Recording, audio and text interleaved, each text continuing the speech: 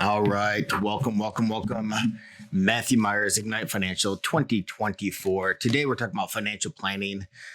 So financial planning is so important, and it's certainly the foundation of what we do and what we believe in. So what exactly is financial planning? Why would you do it? Right? I mean, what is this financial planning thing? And who's it geared towards? So let's address all those questions, talk about exactly what financial planning is, what it isn't, and who can benefit from it. So, I mentioned it's a foundation of what we believe in, because when you think about foundations, right? If you think about the foundation of a building, maybe you're in your 20s, you're in your 30s, and you don't have very much money, or you don't think you have very much money. And so you start building a foundation of the rest of your life. And so that foundation, maybe you're not paying too much attention to it. You're throwing a little bit of money here, a little bit of money there. You're just kind of haphazard saying, hey, I'll do a little bit of this, a little bit of that. And there's not really a strategy to what you're doing, right? And so your foundation in that sense is going to be maybe okay at that point in time, right? But as you start to build on that foundation, right, it's going to start to crumble because there's nothing that's guiding you as far as what you need to do, where to properly allocate your money. Are your risk insured, right? What if something bad does happen? Are you prepared for that sort of situation? And so when we're talking about foundations, we're talking about building different levels, right? So 20s and 30s, maybe you're at the foundational level and that's it. Well, you build on top of that, and maybe it's okay what you did before, and then you start to build on top of that, and all of a sudden, it starts to give way. It gives way, and so that's really where financial planning comes into play.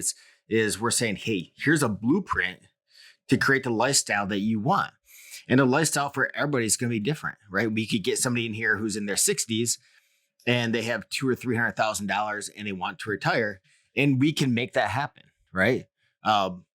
But it's all based on their spending and their needs. Um, what do they need to make that happen? We have other individuals, right? They're 10, 20, $30 million, right? The amount of support to hold that foundation is going to be a little bit different. And also the type of legacy that they're going to create, it could potentially be different with 10, 20, $30 million of net worth coming in here versus somebody, say with $200,000. Both individuals deserve the attention. They both deserve a financial plan. But again, the blueprint is just going to be different for those two. So you just can't use the same blueprint for everybody as far as financial planning is concerned. So what exactly is a financial plan? Well, I am a CFP professional. So just means I'm a certified financial planner. Just means I have the experience and I've gone through the testing. And part of that testing is foundational work of a financial plan. So there are 7 steps to that. One is establishing your goals, right? If you come in here and you tell us you want to retire with $20 million, that's fine, right? We can tell you the steps to make that happen. I mean, our goal is to build millionaires. We just reverse engineer it and tell you what you need to do to make that happen. Sometimes it could involve a career change, saving more money. Sometimes it just involves doing what you're currently doing, right? But just creating that blueprint so you know what to do. So what are your goals? And it doesn't have to be just retirement. Obviously, that's the main focus. That's what people are looking at. But it could be, hey, I want to save and purchase a house. I want to purchase a car. I want to send my kids to school. I want to go on a vacation around the world. What is that? Right. So let's figure out what your goals are first, and then we'll figure out how to accomplish those goals and just reverse engineer that for you and figure out exactly what you need to do to be successful. What else we have to do? We have to assess your risk. So, if you're telling me that you want to retire with $10 million, but you don't want to invest in anything besides treasuries because you're deathly afraid of the stock market, well, then we're going to have a different conversation, right? So how are you going to generate more money outside of what you're currently doing in order to fill in that gap? And is the risk is it really that risky to invest just in treasuries, right? I mean, obviously, the risk of investing something so very low interest bearing is that you're going to lose money to inflation. So as inflation creeps up, right, you could potentially lose money. So there could actually be more risk investing in something that you see as relatively low risk versus as something just going a little bit further up, right? We're not talking about going into micro cap stocks or anything exotic, but if we just went a step up in your risk, right, what kind of difference could that make? And so, we'll present you with those what if type of scenarios. And ultimately, it's your decision. It's your journey, right? We'll help make the blueprints. But just like any sort of blueprint, right? We're going to create that foundation. We're going to say, okay, in order to accomplish your goals, this is what you have to do. Well, maybe you're looking at the blueprint and you're like, well, okay, I want an extra closet there, right? I don't like the sink right there. We're going to move over here, right? Things are going to change once you start to look at it. And even from the initial time that we make it, right? 5 years down the road, right? You could be in a completely different job. You could have 2 kids at that point in time, 3 kids. Your life could be completely different. And all of a sudden your goals and your objectives change as well. Well, once we have that foundation in place, then we can make adjustments to it, right? And it's going to be a heck of a lot easier than not having any foundation in place at all. So we'll establish those goals, assess your risk. We're going to analyze your cash flow. Obviously, if you're coming and you're saying, hey, I need to retire, I'm in my 60s, I'm tired of working. I've put, raised kids. I've done all these amazing things. But one thing I failed to do was pay attention to myself. And you have $200,000 saved up. You want to retire, but you're spending, $120,000 a year. That's going to be a different conversation than somebody who's spending $40,000 a year, right? Social Security can make up for a lot of that. And then the investments, we can work with for $40,000, $120,000, you're probably going to have to work a little bit longer. So how are you utilizing that cash flow? Is it being properly utilized? How is it compared to everybody else, right? Unless you poll all your friends and say, hey, man, how are you spending your money? You may not know that. So if we see something that's kind of out of alignment, like, hey, you're spending an absorbent amount of money on your cars, right? You got $1,500 worth of car payments, but you're making $6,000 a month, right? We're going to let you know about that. Protect your assets. So many people forget about the risk aspect of financial planning. They think it's all about taking risk, plowing into the stock market, plowing into different investments, and just going from there. Well, there's going to be a risk area to your life as well, right? What if you're unable to work going forward? What if you pass away? You're making, $300,000 a year. Your spouse is a stay at home. What's that going to look like from their perspective if that does happen? There's obviously, your assets are also at risk. So maybe the legacy that you kind of dreamed and envisioned and put forward, they're not protected anymore. So, are you at risk if something did happen? What sort of risk are you open to? And then let's close those risks, right? Let's eliminate that risk gap. Whether it's temporary or on a more permanent basis, we'll figure out where those risks are and how to take care of those going forward. We'll take a look at your investment strategy. A lot of individuals start off, right? They're young. They don't think they need a financial plan. And so they just kind of go with whatever the mainstream media tells you, and they invest all into, an index, right? Well, especially now more than ever, right? The indexes are dominated by just a few stocks. And so whether we're looking at an index like the S&P 500, I'm not saying just going into it's bad, but, you have companies who are ascending, moving its way up the S&P 500, companies that are going down. What sort of risk does that make you subject to both in an up market and a down market, right? If we can take a look at how you're currently investing, if we can get you, similar returns to what you're currently getting, but eliminate a lot of the volatility, a lot of that risk, and kind of shorten that volatility within your portfolio, it's going to make for a much more predictable return.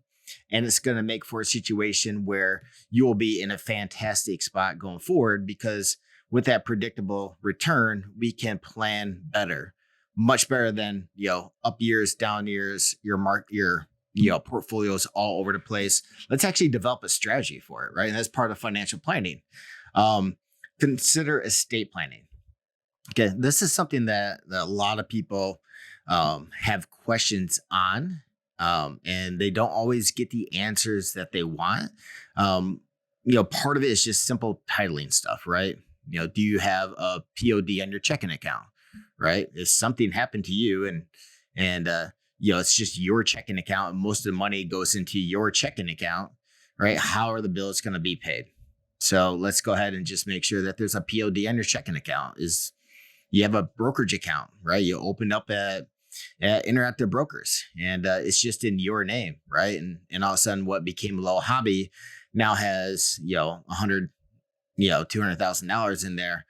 If something did happen to you, right? And your spouse or significant other or somebody needed access to those funds, could they get access to them? Well, I mean, if it's just in your name, then they have to go through the whole probate process, figure out what the probate judge says. Then you have to submit that court documentation to Interactive Brokers, who will go ahead and kind of do what the court says. Well, maybe that's not your intention, right? Maybe you're just like, hey, I want my wife to have this, or I want my significant other, or I want this person to be in charge of my finances at this point in time. Putting a simple TOD on the account is going to take care of that. We get into more complicated situations, right? What if this is your second marriage and you have kids on both sides of the marriage? If that's a situation, right? If one spouse passes away, right, it could basically disinherit the kids from the individual passed away, and all the assets could go to the other side of the family. That may have not been the intention, right? But titling matters, especially when we're dealing with more complicated situations like that. What if we, kind of go into estate planning, but also, look at the risk side of things as well? What if you have a car and, the car is titled in your name? How can we, title that differently, especially if all of a sudden your teenager is driving that car and they get in a car accident, it's your name, and you have a few $1 million worth of assets. All of a sudden you're exposed at that point in time. Has nobody talked to you about this, right?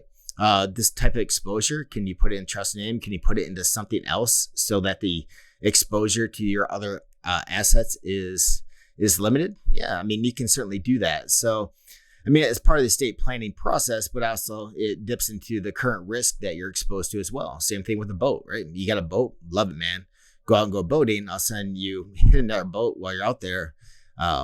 If you have a couple $1 million worth of assets, all of a sudden those assets are exposed if the boat's just in your name. So how can we take what you own, right? Obviously make sure that goes how you intend it to go, but also, limit your liability, make sure that you're totally not exposed to what's out there.